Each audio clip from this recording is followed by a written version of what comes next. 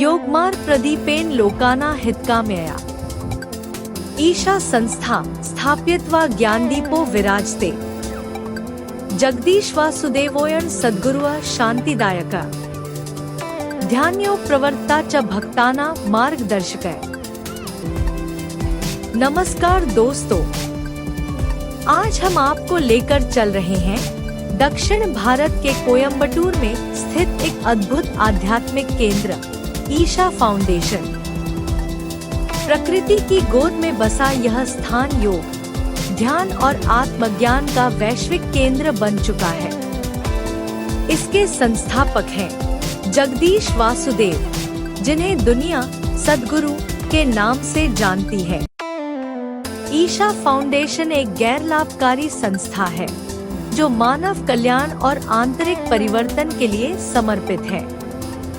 यहाँ योग कार्यक्रम, ध्यान साधना और आध्यात्मिक प्रशिक्षण दिए जाते हैं। विश्व भर से लोग यहाँ आकर शांति और आत्मिक संतुलन का अनुभव करते हैं। ईशा फाउंडेशन का सबसे प्रमुख आकर्षण है 112 फीट ऊंची आदियोगी शिव प्रतिमा, जो योग के आदि गुरु को समर्पित है।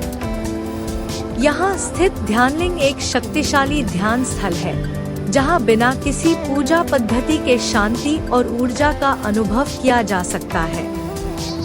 ईशा फाउंडेशन एक गैर लाभकारी आध्यात्मिक संगठन है जिसकी स्थापना 1992 में भारत के तमिलनाडु राज्य के कोयम्बटूर के पास सद्गुरु जगदीश वासुदेव द्वारा की गई थी।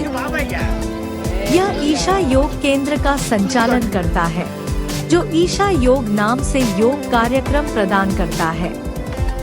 यह फाउंडेशन लगभग पूरी तरह से स्वयंसेवकों द्वारा चलाया जाता है।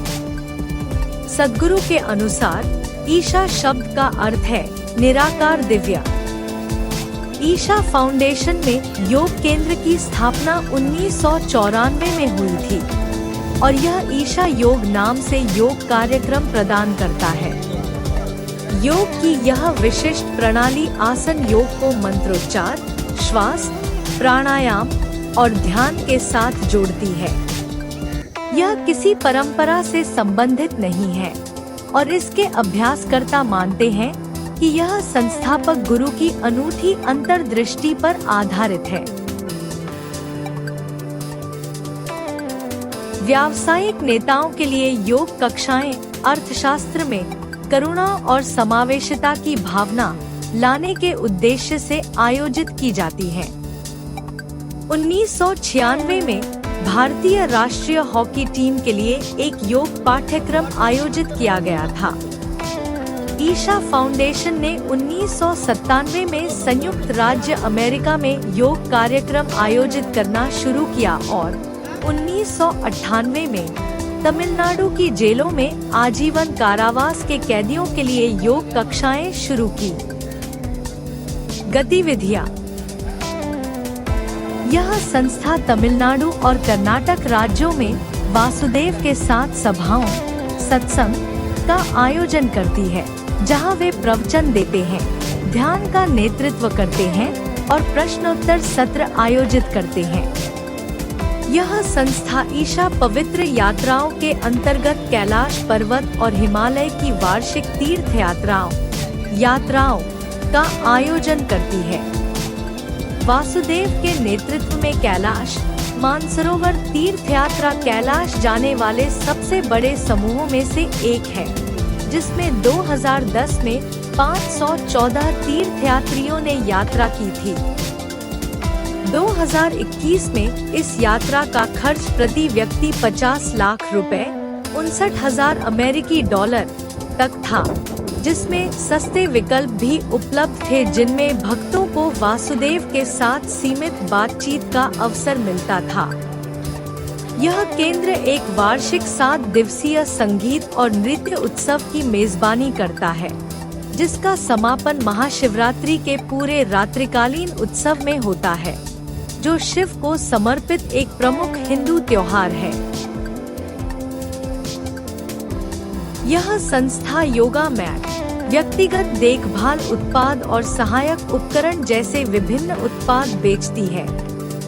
इसके अमेरिकी अध्याय ने 2022 में $40 मिलियन का राजस्व दर्ज किया।